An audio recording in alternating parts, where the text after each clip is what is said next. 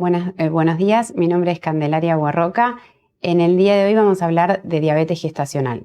La idea un poco de la presentación es poder abarcar la definición de la patología, hablar de cómo se genera, o sea, de la patogenia, de las complicaciones que puede tener esa paciente a corto y largo plazo por tener diabetes, los factores de riesgo que tenemos de las pacientes para desarrollarla, cómo vamos a diagnosticarla, a tratarla, hacer el control metabólico y obstétrico de la paciente, cómo se va a finalizar el embarazo y cómo va a ser el control de estas pacientes en el puerperio. Vamos a definir a la diabetes gestacional como una disminución de la tolerancia a los hidratos de carbono, de severidad variable, de evolución variable, que se va a diagnosticar por primera vez en el transcurso de una gestación. Esto va a ser independiente del tratamiento que requiere esa paciente y de la evolución que tenga en el puerperio.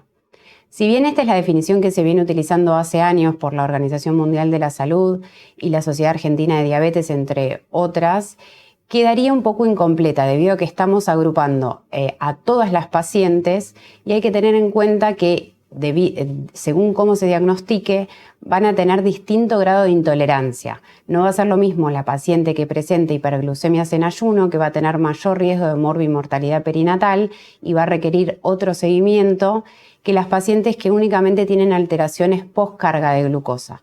Esas pacientes no tienen tanto riesgo de mortalidad perinatal, pero sí riesgos, por ejemplo, de macrosomía fetal con lo que eso conlleva. En cuanto a la patogenia, está demostrado que durante el segundo trimestre del embarazo, teniendo su pico máximo en la semana 32, empieza a haber un aumento periférico de la resistencia a la insulina, secundario que aumentan las hormonas diabetogénicas circulantes, como la prolactina, el lactógeno placentario, la progesterona y el cortisol. Esto hace que empiece a haber más glucosa circulante, no puede haber un equilibrio y se desarrolle la diabetes. A su vez, lo fisiológico durante un embarazo es que haya más demanda energética y de insulina para poder darse el crecimiento ponderal de la paciente. Las complicaciones que podemos tener a corto plazo son la preeclampsia. La diabetes tiene una gran asociación a todas las patologías hipertensivas, por lo tanto hay que ir controlando esta asociación. El polidramnios, que es el aumento del líquido amniótico en la gestación. La macrosomía fetal, se entiende como un feto macrosómico a todos aquellos que tengan un peso mayor a 4 kilos. Los traumatismos maternos y fetales en el parto, secundarios a la macrosomía, los partos forcipales o instrumentales, mayor índice de cesárea por el tamaño fetal, la mortalidad perinatal, puede haber organomegalia fetal, tanto cardiomegalia como hepatomegalia, y si estas hiperglucemias además se dan en el periodo de embriogénesis, pueden aparecer los abortos o las malformaciones congénitas, siendo las más frecuentes las cardiopatías. Las complicaciones a largo plazo es que esa madre puede tener mayor riesgo de tener obesidad, intolerancia a la glucosa, síndromes metabólicos, enfermedades cardiovasculares y mayor riesgo de desarrollar diabetes tipo 2 luego de los embarazos. La SAD enuncia determinados factores de riesgo, después también vamos a ver lo que dice el Clinic de Barcelona, son muy similares. La SAD dice como factor de riesgo la edad materna mayor a 30 años, el Clinic de Barcelona lo estira un poquito más a partir de los 35 años, antecedentes de esa paciente de haber tenido diabetes gestacional en otro embarazo, antecedentes familiares de primer grado de tener diabetes mellitus, antecedentes de fetos macrosómicos o muertes fetales sin una razón explicable.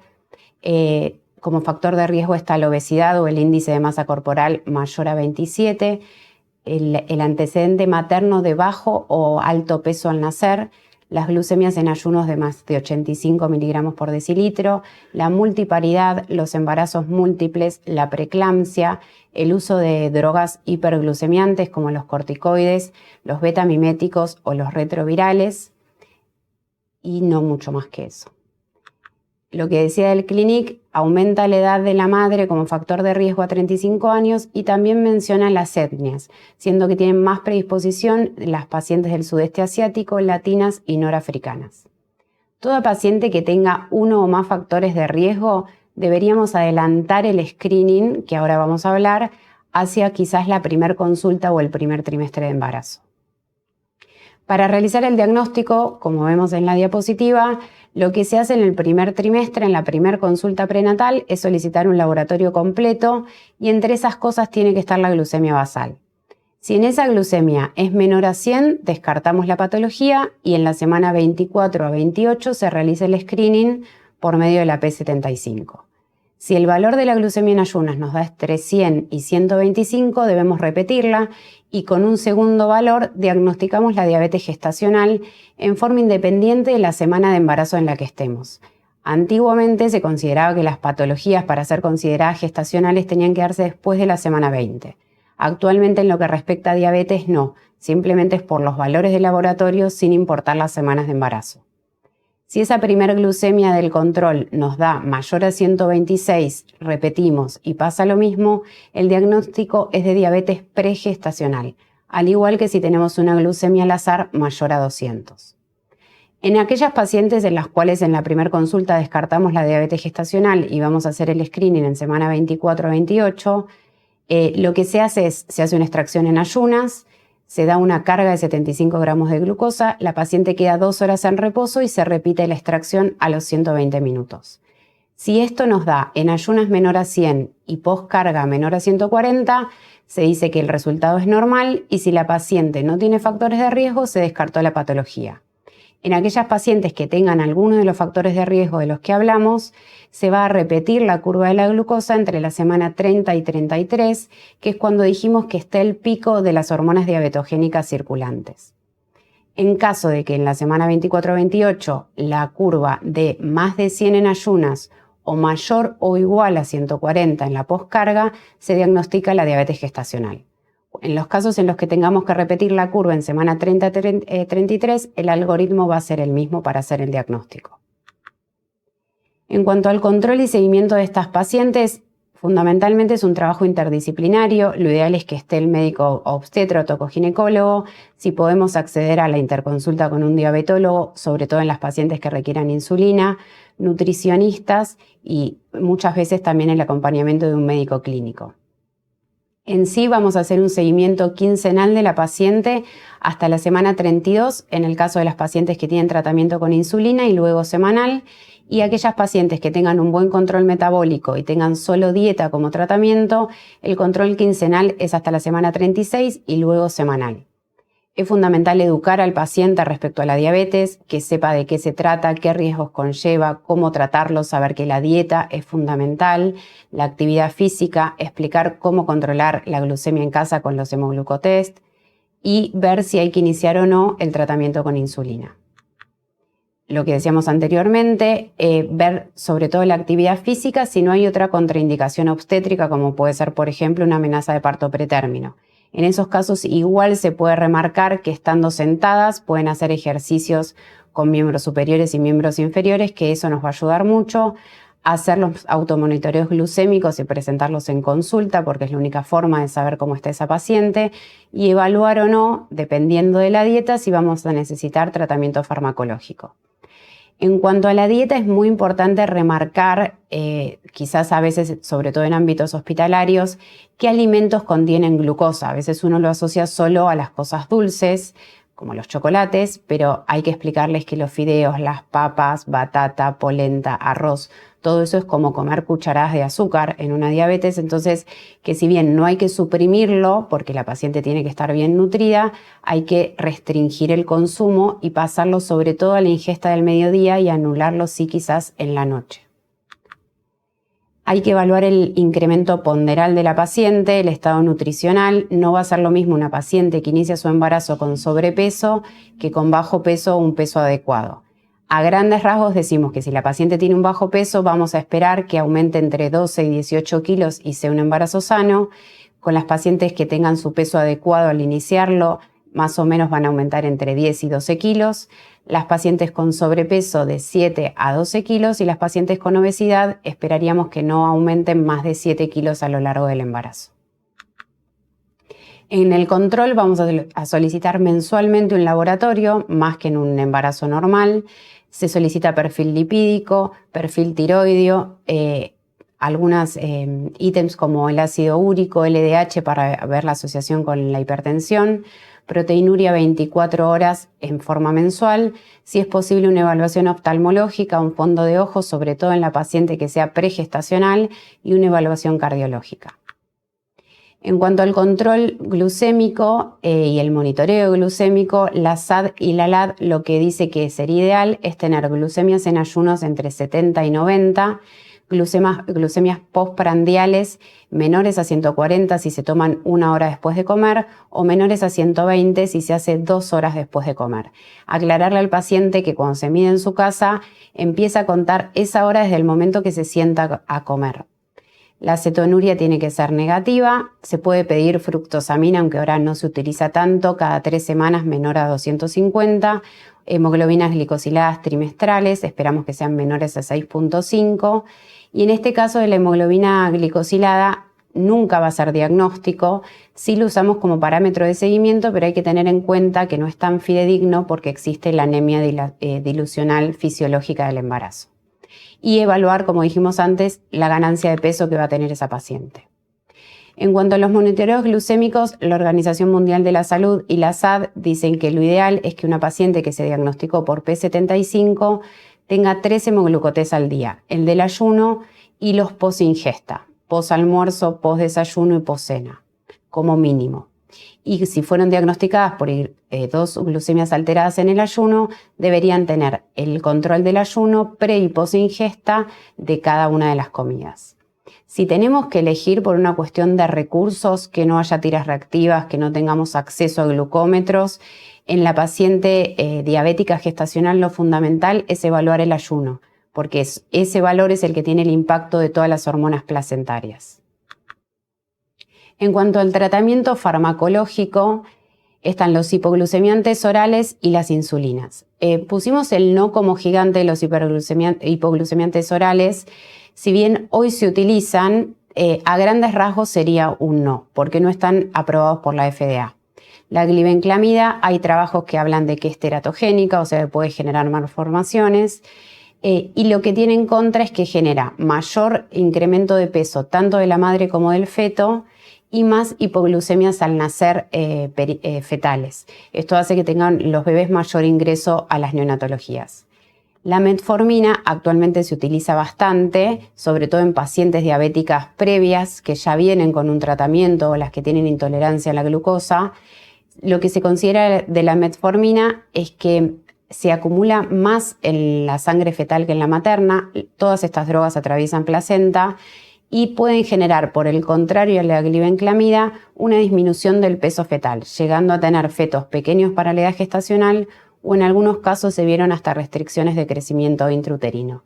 Pero sí no genera las hipoglucemias al nacer como sí lo hace la glibenclamida. La primera línea farmacológica y más segura, demostrado hasta ahora, son las insulinas. Las insulinas no atraviesan la barrera y por eso se utilizan de forma más segura. Y decimos, ¿cuándo se utiliza la insulina? ¿Cuándo decidimos insulinizar a un paciente? A grandes rasgos, cuando ya tuvo mínimamente 1 semana de tratamiento con dieta y de los controles que presenta la consulta, el 80% están alterados. En ese caso, deberíamos iniciar la insulina con esa paciente. Las insulinas pueden ser basales, como la NPH, la de Temir y la de Gludec, que se aprobó este año, que es comercialmente la Tresiba, los bolos operandiales, que son las insulinas rápidas o ultra rápidas, como la Spártica y la corriente o regular humana, y en caso de iniciar las dosis, se dice que es de 0,1 a 0,2 unidades por kilo. En forma práctica, en general, iniciamos con 2 unidades a la noche o si la paciente tiene mucho sobrepeso, 4 unidades por la noche. Y se va manejando, si bien hay parámetros y guías, de forma bastante artesanal. CEMIC dice más o menos lo mismo en cuanto a cuándo iniciar el tratamiento, con el 80% de los perfiles alterados. Lo utilizamos como primera línea entonces. Recordemos que la NPH es de una acción intermedia y la Spártica es ultra rápida. Ahora vamos a hablar brevemente de los tipos de insulina. Bueno, respecto a los tipos de insulina, brevemente, solo para conocerlas y entender un poco en qué horarios las utilizamos. La insulina Spártica y la corriente son las más rápidas, en general son las que usamos para correcciones pre-ingesta. La corriente empieza a actuar a los 30 minutos, a las 2 o 3 horas tiene su pico máximo y la duración son 6 horas. La Spártica a los 10 minutos ya comienza a actuar, a los 30 o 60 minutos tiene el pico máximo y a las 3 horas ya no está circulante. La NPH y la Detemir son muy parecidas, tienen su inicio de acción a las 2 horas, a las 6 u 8 horas el pico máximo y duran en sangre 12 a 20 horas. Lo mismo se ve en el gráfico, lo que podemos ver es que la Detemir es un poco más estable y mucho más estable aún la de Gludec, que es la última que se aprobó, y esto genera menor riesgo de hipoglucemia, que también es algo a controlar. Si bien al feto la hiperglucemia no le hace bien, las hipoglucemias pueden ser muy graves para el feto intraútero. En el control prenatal, obviamente como en cualquier control prenatal, sacar adecuadamente la edad gestacional, realizar un examen físico siempre tomando la presión, los laboratorios mensuales, las ecografías mensuales, excepto que haya alguna alteración en el crecimiento del bebé, monitoreos o NST a partir de la semana 37 si la paciente tiene un buen control metabólico y solo está con dieta, o de la semana 32 en las pacientes con insulina, y el Doppler no tiene indicación por la diabetes per se, sino que justamente si hay una alteración en el peso, sobre todo bebés pequeños, estaría la indicación del Doppler. En cuanto a cuándo finalizar el embarazo, en las pacientes con buen control metabólico y dieta se puede finalizar entre la semana 39 y la 40.6 y aquellas que utilicen insulina entre la 39 y 39.6. La diabetes no es indicación de cesárea. Si hasta ese momento no se dio en forma espontánea el trabajo de parto, se puede hacer una inducción al trabajo de parto y la cesárea estaría indicada por otra cosa, por ejemplo por la macrosomía fetal secundaria a la diabetes, pero no por la diabetes. Durante el trabajo de parto y la cesárea hay que tener en cuenta que la paciente en trabajo de parto está teniendo una demanda energética mucho mayor, por lo cual hay que poner un goteo de dextrosa e ir controlando con hemoglucotest la glucemia de la paciente, sobre todo si va a estar en ayuno prolongado, por ejemplo si se piensa en una cesárea. La paciente con dieta se pueden hacer hemoglucotest cada 4 horas y en la que tiene insulina cada 2 horas. En caso de hipoglucemias que se consideran menor a 70 se puede aumentar el goteo de dextrosa y en caso de que tengan glucemias mayor a 120 o disminuir el goteo o inclusive hacer correcciones con una insulina ultra rápida como la aspártica. Lo que hay que tener en cuenta de avisarle a la paciente en una cesárea programada, sobre todo las que tienen varias dosis de insulina en el día, que la última insulina que se va a aplicar si se opera a la mañana, por ejemplo, es la de la noche. Cuando se levanta no se vuelve a aplicar su dosis de insulina. En el puerperio, en general, todas las pacientes quedan con dieta general, ya no dieta para diabéticos. Van a quedar con hemoglucotest en ayunas y post-ingesta. Hay que tener en cuenta qué tipo de anticonceptivos vamos a recomendarle a esa paciente puérpera, tratar de no usar progestágenos. Y lo fundamental es que en la 6ª semana del puerperio hagamos la recategorización de la paciente. ¿Cómo lo vamos a hacer? Por medio de la P75 de nuevo. A partir de la 6ª semana se le solicita la P75 y en base a esos resultados vamos a ver el diagnóstico que tiene nuestra paciente. Si da mayor a 125 y mayor a 199 en la postcarga, se dice que la paciente es diabética y va a tener que seguir su control con un diabetólogo y un médico clínico. Si por el contrario el ayuno nos da entre 100 y 125 y la poscarga mayor a 140, 199, se dice que es un intolerante a la glucosa y hay que darle pautas de que haga ejercicio, de que mantenga una dieta sana y llegado el caso un control anual con un clínico y una consulta con un diabetólogo. Y si nos da menor a 100 y menor a 140 en la poscarga, es una paciente sana que le aconsejamos que se evalúe todos los años igual clínicamente y siempre lo menciona ante un próximo embarazo porque hace que tenga mayor riesgo de repetir la patología. Bueno, muchísimas gracias, doctora Candelaria Buerroca. Ahí en la diapo anterior pueden ver su mail y su red social es Instagram. Perfecto. Nosotros ya te agregamos. Sí. Así que bueno, los invitamos a hacer lo mismo si quieren seguirla. Vamos a abrir un bloque de preguntas. En esta ocasión, como la doctora no puede estar presente en el día de la jornada, vamos a simular este bloque, pero los animamos a mandarnos preguntas que sientan que no se hicieron o que quieran hacer para remitírselas a la oradora, que la estoy comprometiendo en cámara. No hay ningún problema, Sí, serán recibidas y contestadas. pero sin presión, ¿eh? Sí, no. Bueno, yo me anoté algunas cosas. A riesgo de hacer agua, te pregunto como primera cuestión, es ¿qué valor se le da en la primera consulta con el obstetra la indagación sobre la nutrición de la paciente?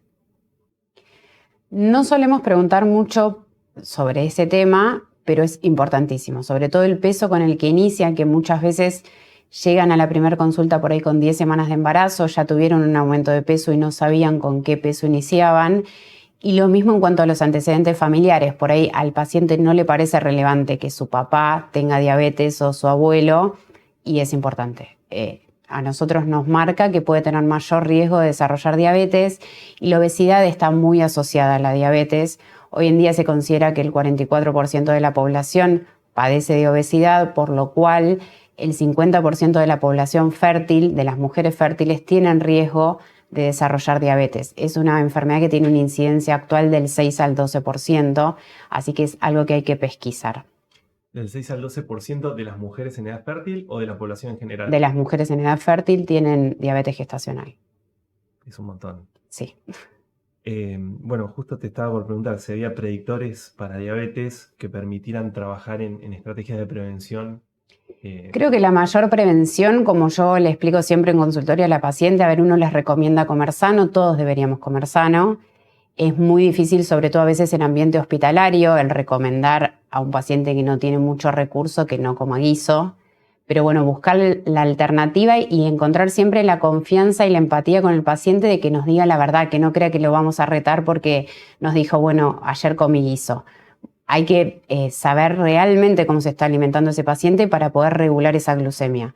Nosotros preferimos que nos digan, puedo comer solo guiso económicamente y agregar una insulina preprandial y proteger al feto. La realidad es que son patologías, al igual que la hipertensión en el embarazo, bastante silenciosas y engañosas.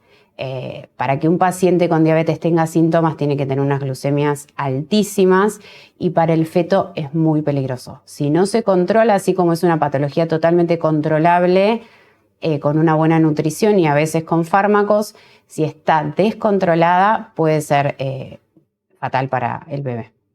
Por lo que comentabas recién, me arriesgo a pensar que también el estatus socioeconómico incide sobre la posibilidad de desarrollar diabetes gestacional en la paciente. Sí, sí, porque un paciente malnutrido o que su nutrición es a base de hidratos de carbono va a tener mayor predisposición. Por esto mismo de la obesidad, que muchas veces es una desnutrición oculta en ciertos ámbitos sociales, hay mucho sobrepeso y eso hace que el paciente tenga más predisposición a desarrollar diabetes. Embarazado o no embarazado, pero en este caso de las pacientes a eso se le suma el factor hormonal y a veces es difícil de regular, pero sí es un factor que influye muchísimo. Y con respecto al uso de la medicación, vos en un momento pusiste un slide que decía No. no, pero no es no cuándo. Hasta hace unos años era no. Ahora está la metformina, por ejemplo, utilizándose mucho más. Siempre decimos hasta la semana 12. Actualmente en los últimos congresos, sobre todo de diabetes, se dijo que dependiendo del paciente se puede extender hasta la semana 16 o 20. El punto es que al no estar homologado por la FDA, no hay mucho que nos ampare para usarlo si hay un efecto negativo. Y la realidad es que, como todo en un embarazo, la embarazada no suele prestarnos su cuerpo para hacer estudios. Entonces es más difícil de probar cualquier droga en el embarazo. Pero en sí, hasta la semana 12 la metformina es segura. También lo que se vio es una droga más barata, pero lo que se vio es que en general las pacientes que usan metformina en algún punto del embarazo igual requieren insulina. Entonces decimos, bueno, estamos usando algo que no está aprobado e igual termina con insulina. Entonces por ahí el beneficio no es tanto. Y en el caso de la glibenclamida ni hablar. Genera esto de las hipoglucemias fetales, es importantísimo. Una de las cosas que uno evita al regular la diabetes gestacional es la macrosomía fetal y las hipoglucemias al nacer, porque son bebés que les puede costar mucho regular y pueden terminar en la neo por más que sean bebés de 9 meses. Eso te iba a preguntar. El impacto sobre el feto de tratar a la madre. Sí, además está demostrado desde la epigenética que esos bebés en su vida adulta tienen mayor riesgo de desarrollar diabetes y obesidad. Acá con diabetes gestacional no, por lo menos yo no escuché en tu presentación, hacer la distinción entre el tipo de diabetes. En sí, en las pregestacionales englobamos a las dos, diabéticas tipo 1 y tipo 2, en general son más tipo 2 o las intolerantes a la glucosa que terminan en una diabetes, y la diabética tipo 1 tiene como un trato totalmente aparte, inclusive lo recomendable es que se prepare para tener su embarazo, que su glucemia esté lo más perfecta que se pueda para quedar embarazada, y son las pacientes más difíciles de regular. Bien. Pero sí las englobamos como pregestacionales. Me voy a poner un poco semiótico, pero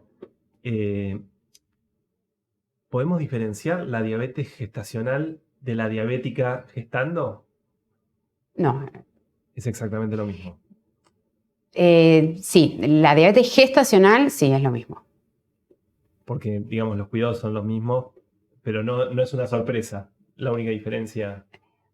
¿Vos decís de la pregestacional o la gestacional? Si una mujer que ya sabe que es diabética está gestando, ¿es igual que la situación de la diabetes que surge durante la gestación en una persona previamente no diagnosticada?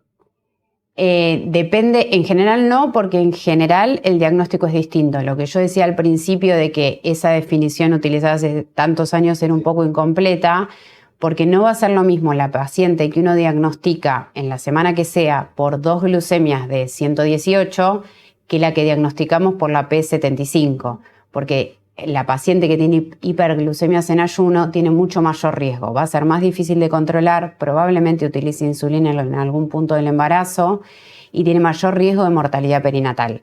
En cambio, la que tiene solo la alteración de la poscarga habla más de la parte hormonal del embarazo y no tiene tanto riesgo de mortalidad perinatal, sí de una macrosomía, por ejemplo, pero el control es distinto y en general las pacientes que en la P75 tienen un valor de 145, 140, 148, tienen un control para nosotros mucho más fácil. Así como una poscarga de 180 te prende una alerta de decir, esta paciente por ahí venía de antes y el diagnóstico lo estamos haciendo ahora. O sea, sí es importante que la paciente se conozca diabética antes de quedar embarazada. Buenísimo. Tengo una última pregunta y después te pido un cierre. comentario de cierre. Hablamos de toda la etapa de la gestación, de la preparación del parto y del parto en sí mismo, pero ¿qué tipo de seguimiento se le tiene que dar a la paciente posparto? Posparto sí o sí a las 6 semanas, que a veces las pacientes por el tema de su puerperio y estar atendiendo un bebé no lo hacen. A las 6 semanas hacer la curva de la glucosa, porque además en general son pacientes muy jóvenes que en caso de quedar diabéticas se requiere un control, porque justamente son pacientes jóvenes que tienen que seguir adecuadamente un control con un clínico. Muchas veces por ahí solo con dieta lo regulan o con algo oral como la metformina, pero es fundamental el control puerperal. No tanto, o sea, cuando se van de alta, no es necesario por ahí que se pinchen, que se sigan haciendo los hemoglucotest, pero sí que asistan a ese control para saber cuál es su diagnóstico, si fue solo en el embarazo o persiste. Bien, ahora entonces sí te pido esas palabras de cierre que vamos a grabar en mármol. Bueno, creo que lo más importante, como cualquier patología igual, es el diagnóstico, diagnosticarla a tiempo, pedir siempre en la primera consulta la glucemia, estar atentos a los factores de riesgo del paciente desde el momento que uno lo ve entrar al consultorio, repetir si es necesario para poder hacer el diagnóstico, acompañarlo, explicarle claramente lo que es la patología, los riesgos que conlleva, pero sin asustarlos. Evaluar, que no lo mencioné en la charla, pero evaluar, por ejemplo, una paciente que sea diabética previa, iniciar el uso de aspirina profiláctica, porque está demostrado que previene la asociación que hablamos de las patologías hipertensivas. Hacer mucho hincapié en la dieta, explicar, ser claros de qué alimentos pueden utilizar y cuáles no, y hacer el control obstétrico estricto. Si un paciente con diabetes no podemos estar un mes sin verlo, siempre va a ser cada 15 días. A veces si estamos usando insulina y hay que regular la dosis todas las semanas. Otra cosa a remarcar es que sí está indicado el ecocardiograma fetal Doppler en las pacientes con diabetes tipo 1 o tipo 2 o las que consideramos pregestacionales. y evaluar siempre la finalización del embarazo según la paciente. Como les dije, esto es muy artesanal. Uno tiene los papers y la bibliografía que avala seguir un embarazo hasta las 40.6 semanas si tiene un buen control, pero esto hay que verlo paciente por paciente y siempre aconsejar si es posible un parto vaginal, aclarar que la cesárea no es por la diabetes sino por otra cosa y fundamentalmente acompañar a la paciente en todo este proceso. Buenísimo, muchísimas gracias. No, a ustedes. Hasta acá, hasta luego. ¿cómo estuviste? Re bien. Buenísimo, muchísimas gracias. A ustedes, hasta luego.